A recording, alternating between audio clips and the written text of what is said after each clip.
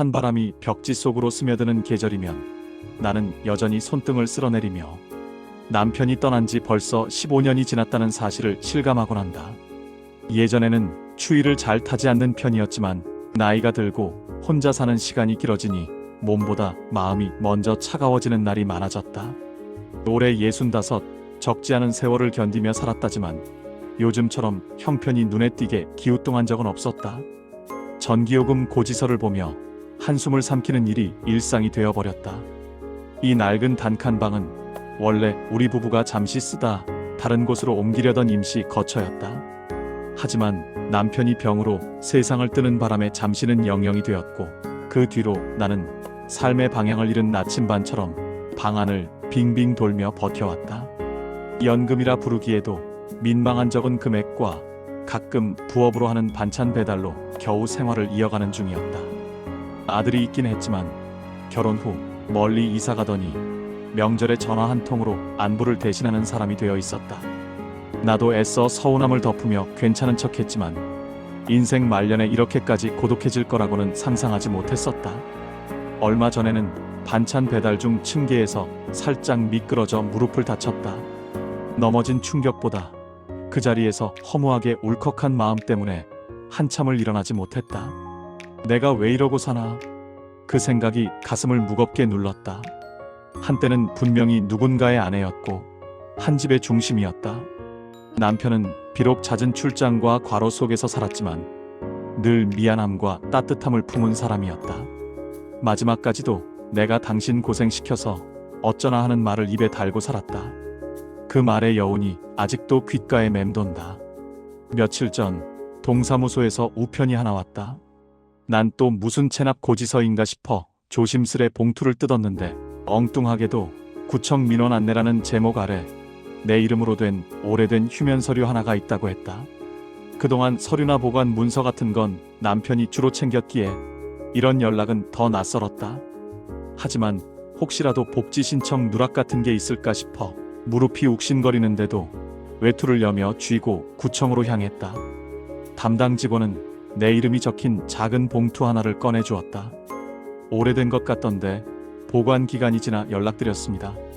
나는 그 자리에서 봉투를 열까 망설였지만 괜히 다른 사람들 시선이 신경 쓰여 집에 와 열어보기로 했다. 집에 돌아와 앉은 자리에서 천천히 봉투를 뜯었다. 내용물은 몇 장의 문서였다. 그런데 그 첫 장에서 나는 숨을 들이켰다. 남편의 이름, 그의 오래된 필체, 그리고 사망 전 처리 요청이라는 제목. 심장이 순간적으로 요동쳤다. 남편이 무언가를 남긴 걸까? 나는 떨리는 손으로 종이를 넘겼다. 거기에는 단 한 줄 굵고 힘주어 눌러 쓴 글자가 있었다. 당신에게 남긴 마지막 선물입니다. 미안했고 고마웠어. 그 순간 오래된 벽 틈 사이로 스며들던 찬바람보다 훨씬 더 큰 전율이 내 등을 타고 흘렀다. 남편은 죽기 전에 나에게 무언가를 준비해둔 것이 틀림없었다. 그리고 문서 맨 아래 작은 칸에는 보이지 않는 듯한 글씨가 적혀 있었다. 지정 계좌 및 부동산 관련 별도 보관 문서 확인. 부동산? 계좌? 세상에, 우리는 그런 걸 가질 형편이 아니었다. 그러나 남편이 평생 쉬쉬하던 어떤 진실이 있었던 건 아닐까. 나는 혼자 중얼거렸다. 무슨 선물을 남겼다는 거야, 당신? 문득 마음 한구석에서 오래된 기억이 스멀스멀 올라왔다. 남편이 병원 침대에서 나를 바라보던 마지막 밤, 그는 말을 잇지 못한 채 내 손등을 끝없이 문질렀다. 그리고 작게, 아주 작게 말했다. 당신 혼자 살아도 괜찮을 거야. 내가 준비해놨으니까. 그 말을 나는 그저 위로라고만 여겼다. 그런데 그 말이 정말이었다면? 내 손끝은 더 차가워졌고 방 안의 정적은 더 깊어졌다. 그리고 나는 직감했다. 이건 시작일 뿐이라는 것. 구청에서 받아온 문서를 다시 펼쳐들고 가만히 바라보고 있으니 오래된 종이 특유의 바스러지는 냄새가 방 안에 퍼져나갔다. 남편이 세상을 떠난 지 15년이 지났는데도 그의 필체는 마치 어제 적은 것처럼 생생했다. 얇은 종이 위에 남겨진 먹빛의 결이 내 마음을 묘하게 찔렀다. 당신에게 남긴 마지막 선물. 그 문장이 다시금 눈앞에서 번져오르며 나는 어딘가 모르게 숨을 가다듬게 되었다. 다음 장에는 남편이 소속되어 있던 회사의 법인 도장이 찍혀 있었고 담당자로 보이는 사람의 서명 옆에는 사후 처리 요청 서류 보관 만료 시 유가족 안내라는 낯선 문구가 적혀 있었다. 이상하게도 회사는 내가 기억하는 소규모 무역업체의 이름이 아니었다. 남편이 평생 일해왔다던 곳은 작은 사무실에서 서류와 배송을 오가던 투박한 직장이었는데 이 문서의 회사명은 규모가 있는 중견기업이었다. 이름조차 처음 듣는 곳이었다. 이게 어떻게 된 거지? 내 목소리는 자연스레 떨렸다. 서류 뒤쪽에는 단 한 줄의 안내문이 더 적혀 있었다. 서울은행 금고 17-B 지정인 실명 확인 후 열람 가능. 은행의 금고라니? 그것도 남편 명의. 우리 형편에 그런 걸 쓸 일이라곤 평생 단 한 번도 없었다. 그저 월급이 들어오면 생활비로 쓰고 사는데 빠듯해 한숨만 늘어가던 그런 삶이었다. 그런데 남편은 대체 언제, 어떤 돈을, 무엇을 위해 금고에 넣어두었던 걸까? 나는 한참 동안 생각에 잠겨 앉아 있었다. 처음에는 그냥 남편의 오래된 문서나 보험 납입 증명서 같은 것일 거라고 애써 합리화하려 했다. 그러나 이상하게도 마음속 깊은 곳에서 자꾸만 아니야 하는 목소리가 들려왔다. 남편이 죽기 전 남긴 말, 그리고 그 눈빛, 그건 결코 가벼운 이야기가 아니었다. 그날 저녁 오래된 수첩에서 아들의 전화번호를 찾아 전화를 걸었다. 엄마가 지금 좀 바빠서 그러는데 혹시 아빠에 대해서 내가 아는 게 있니? 예전에 어디 다녔던 회사라든지. 그런데 아들은 짜증 섞인 투로 대답했다. 엄마, 내가 어떻게 알아? 아빠 일에 대해 말한 적도 없잖아. 갑자기 왜? 그냥 이상한 문서가 있어서. 엄마 또 쓸데없는데 신경 쓰는 거 아니야? 조심해. 요즘 사기 같은 것도 많다던데. 아들은 끝까지 귀찮다는 듯 대답을 넘겼다. 통화가 끊기다시피 마무리되고 나니 오히려 마음만 더 무거워졌다. 쓸데없는 것이라는 말이 귀에 걸렸다. 나는 그렇게 살아왔던 것이다. 내 남편도, 내 자식도, 내 마음을 한 번도 깊이 들여다보지 않는 채 무심하게 흘러가는 세월 속에서 다음날 아침 나는 결심한 듯 외투를 챙겨 입고 은행으로 향했다. 무릎은 여전히 시큰거렸지만 이상하게 걸음은 평소보다 가벼웠다. 은행 문을 열자 기계적이고 차가운 공기가 얼굴을 스쳤다. 상담 창구 앞에 서서 번호표를 뽑는 동안 손끝은 땀으로 젖어들었다. 금고 열람을 원하신다고요? 직원은 잠시 컴퓨터 화면을 들여다보더니 놀란 듯 말했다. 아, 이건 상당히 오래된 금고인데요. 지정인이 고객님 맞으시고 절차만 확인하시면 열람 가능합니다. 안에 뭐가 들어있는지 알 수 있을까요? 그 질문에 직원은 미소를 지으며 고개를 저었다. 직원도 내용물은 모릅니다. 고객님이 열어보셔야만 알 수 있어요. 잠시 후 직원 안내에 따라 금고실로 향했다.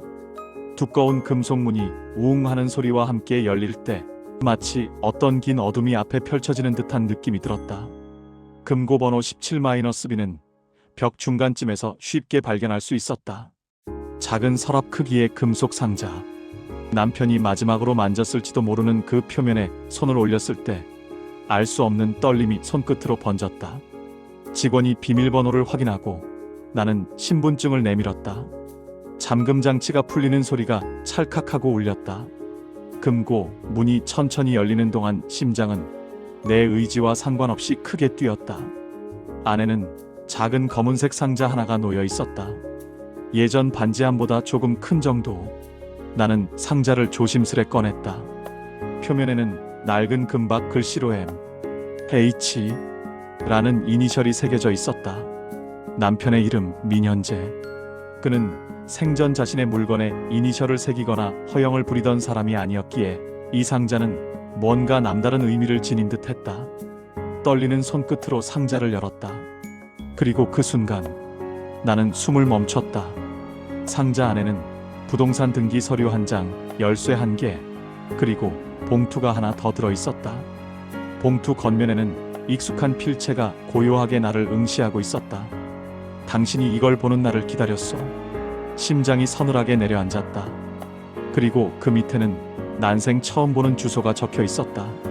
도저히 우리 형편에는 상상도 할 수 없는 서울 중심가의 오래된 단독주택 주소였다. 도대체 남편은 무엇을 감추고 있었던 걸까? 그리고 왜 나에게서 끝까지 숨겨야만 했던 걸까? 상자의 밑바닥에서 아주 작은 종이 조각이 하나 더 떨어졌다. 거기에는 단 한 줄이 적혀 있었다. 그 집에 가면 모든 진실을 알게 될 거요. 나는 그 종이를 쥔 채 한동안 꼼짝도 할 수 없었다. 어쩌면 내 인생의 방향이 지금 이 순간 완전히 바뀌고 있는지도 모른다는 생각이 들었다. 그리고 한 가지 예감이 너무 강하게 스며들기 시작했다. 이건 단순한 선물이 아니라 오랫동안 감춰진 비밀이었다. 은행 금고에서 나온 뒤 나는 상자를 품은 채 한참을 밖에서 서성거렸다. 차가운 바람이 옷깃을 파고들었지만 몸은 오히려 뜨겁게 달아오른 듯했다.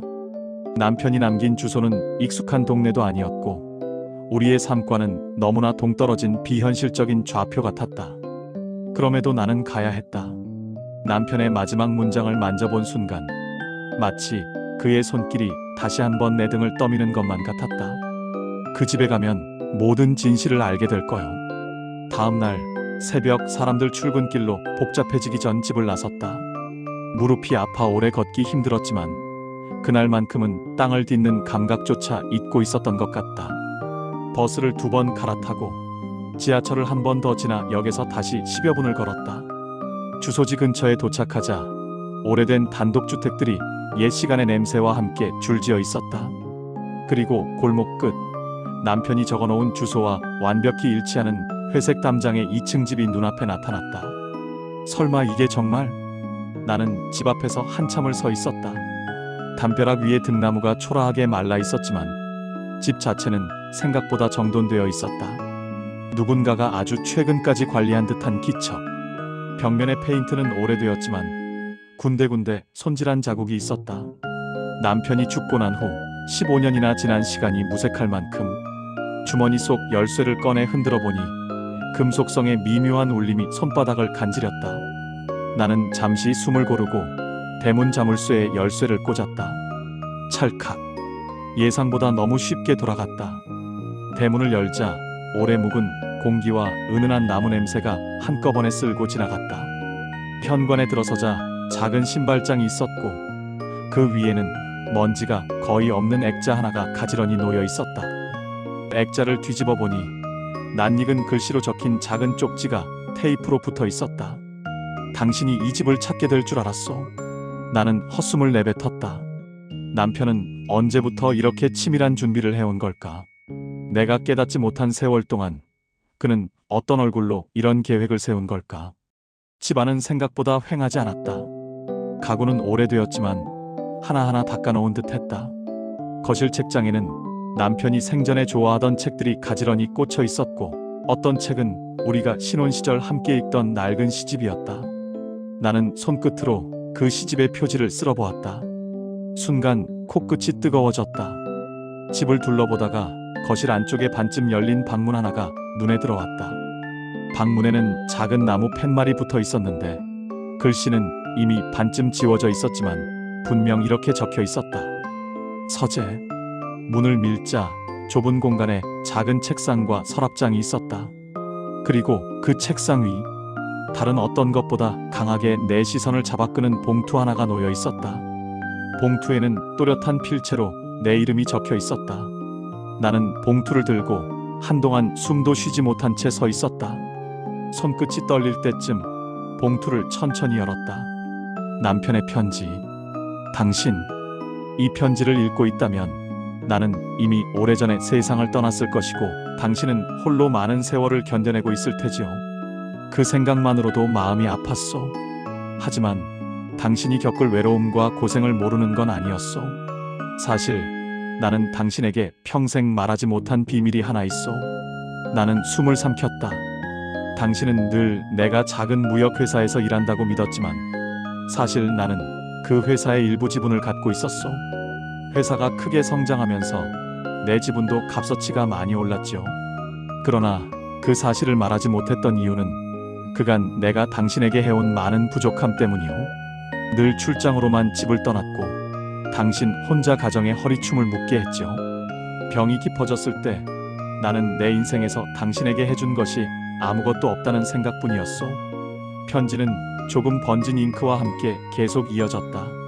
그래서 마지막으로 당신이 남은 인생을 걱정 없이 살 수 있도록 이 집을 마련해 두었소. 하지만 이 집에는 또 한 가지 진실이 숨어 있어. 그 대목에서 나는 편지를 놓칠 뻔했다. 가장 무겁고 가장 두려운 문장이 다가오고 있다는 예감이 피부로 느껴졌다. 당신이 알지 못했던 내 과거 한 조각이 이 집과 연결되어 있어. 나도 끝까지 말하지 못한 채 세상을 떠났죠. 당신이 이 집을 찾았다면 이제는 알아야 할 때요. 편지 끝에는 서랍장을 열어보라는 짧은 지시가 적혀 있었다. 나는 숨을 크게 들이마시고 서랍장 앞에 섰다. 손잡이를 잡는 순간 심장이 미친 듯 뛰었다. 그리고 서랍을 열자 낡은 서류철, 몇 장의 사진, 그리고 이름 모를 여성의 흔적들이 들어 있었다. 사진 속에는 젊은 시절의 남편과 한 아이를 안고 있는 여자가 있었다. 아이의 얼굴은 똑바로 보이지 않았지만 이상하게도 하얀 모자의 곡선이 낯익은 느낌을 주었다. 내 다리는 힘이 풀려 책상 모서리에 기대서야 했다. 그때 등 뒤에서 바람결처럼 작은 소리가 들렸다. 집의 오래된 나무 바닥이 삐걱이며 울리는 소리였을 뿐이지만 나는 마치 누군가 뒤에 서 있는 듯 미세한 공포를 느꼈다. 그리고 그 순간 현관문이 철컥하는 소리를 내며 열렸다. 누군가 이 집에 들어온 것이다. 나는 서랍을 덮지도 못한 채 얼굴을 들었다. 발자국 소리가 현관에서 거실로 다가왔다. 누구 계세요? 낯선 목소리. 그러나 아주 묘하게 익숙한 울림을 가진 목소리였다. 그리고 거실 문 앞에 선 사람을 보자 나는 심장이 멎는 듯 했다. 나와 너무도 닮은 눈매를 가진 낯선 젊은 여자가 서 있었다. 여자는 내 모습을 보고 멈춰섰다. 그리고 입술이 파르르 떨리며 겨우 말했다. 혹시 민현재 씨 부인이신가요? 내 손에서 편지가 천천히 바닥으로 떨어졌다.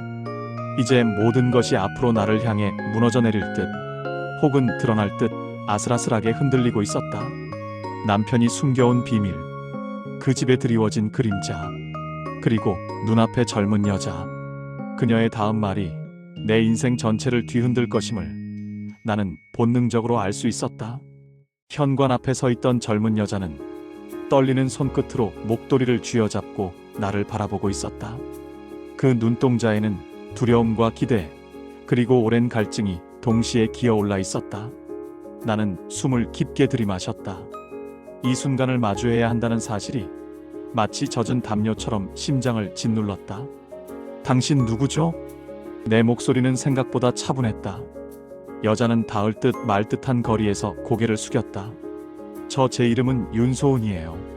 제가 어릴 때 저희 엄마가 민현재 씨와 잠시 함께 지냈다고 했어요. 전 그분의 딸일 수도 있다고 그래서. 그 말이 끝나자마자 집안의 공기가 끈적하게 뒤틀리는 듯 했다. 나는 잠시 눈을 감았다. 믿기 싫었지만 남편의 편지와 사진은 이미 대답하고 있었다. 내 남편은 내가 알지 못한 삶을 살았다. 그는 내게 다정했고 성실했고 세월 속에서 나와 함께 늙어갈 사람이라고 믿었다.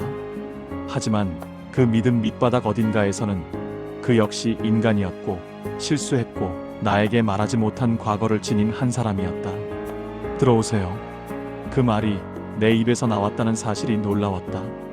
그러나 이상하게도 그녀를 문 밖에 세워두는 것이 더 잔인하게 느껴졌던 것이다. 소은이라는 여자는 조심스레 현관을 지나 거실로 들어왔다. 따뜻한 난방도 없는 집안에서 그녀의 숨결이 작게 퍼지는 동안 나는 그 아이가 젊었을 때의 나와 닮은 눈매를 더 자세히 바라보았다. 콧대, 눈 밑의 작은 곡선, 그 모든 것이 우리 집안의 혈통과 이상할 정도로 닮아 있었다. 이 집이 아저씨가 아니 아버지가 남긴 집인가요? 그녀가 조심스럽게 물었다. 그렇겠지. 나는 서랍장을 가리켰다. 거기 당신 어머니와 함께 찍은 사진이 있어. 소은은 천천히 서랍장 가까이 다가갔다. 사진을 들여다본 그녀의 얼굴 위로 오래 닫아두었을 듯한 감정이 일렁였다. 그리고 그녀는 작게 거의 들리지 않는 목소리로 말했다. 저는 그분을 원망하면서도 한 번도 제대로 본 적이 없다는 게 더 서러웠어요. 저희 엄마는 병이 나서 일찍 돌아가셨어요. 그래서 전 늘 어디에도 속하지 못하고 살았어요. 그 말에 내 가슴이 조용히 아려왔다. 나도 모르게 마음속 어딘가가 느슨하게 풀렸다. 그래서 이 집을 찾은 거니? 소은은 고개를 끄덕였다.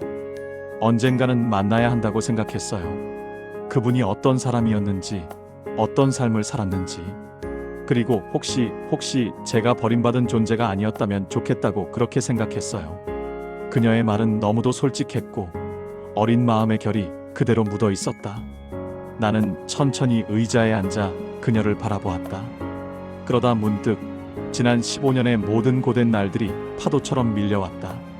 내가 홀로 버텼던 밤들, 차가운 연말, 아들에게 외면받던 순간들, 그리고 그 모든 동안 남편이 숨기고 있었던 한 조각의 진실.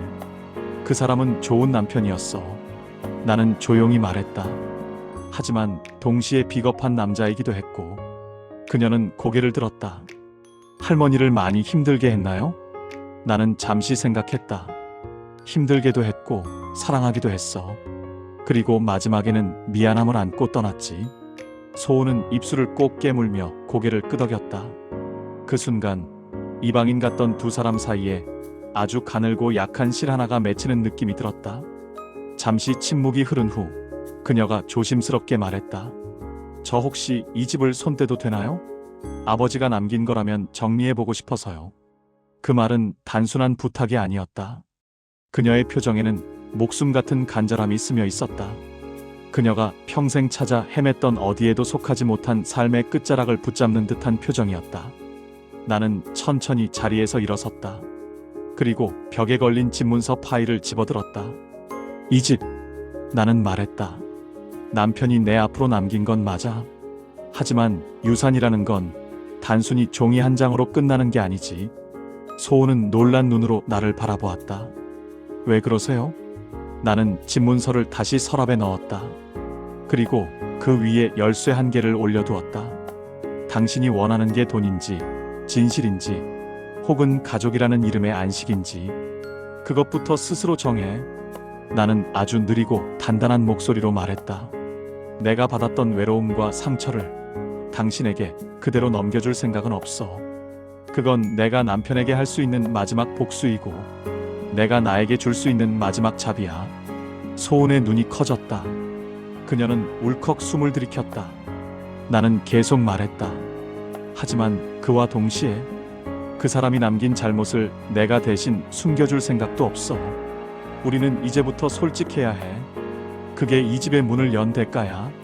소은의 눈에서 뜨거운 눈물이 한 줄 흘러내렸다.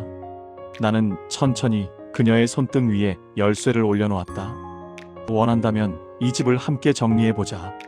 그리고 만약 내가 원한다면 이 집에서 너도 잠시 머물 수 있다. 그 말은 어쩌면 나 스스로도 놀랄 만큼 담담했다. 그러나 그 담담함 안에는 내 삶의 후반을 다시 채우고 싶은 작은 용기가 숨겨져 있었다. 소은은 얼굴을 손으로 감싸 쥐었다. 할머니, 정말 괜찮으세요? 나는 창밖으로 어스름하게 지는 해를 바라보았다. 오래된 등나무가 바람에 흔들리고 있었다. 남편이 남긴 비밀도 상처도 허물도 이제는 내 손 안에서 더 이상 날카롭게 날뛰지 않았다. 괜찮아. 나는 말했다. 이제 정말 괜찮아질 것 같아. 그 순간 나는 깨달았다. 남편의 마지막 선물은 단순한 집이나 재산이 아니었다. 그는 내 인생의 빈틈을 너무 늦게나마 채우려 했다.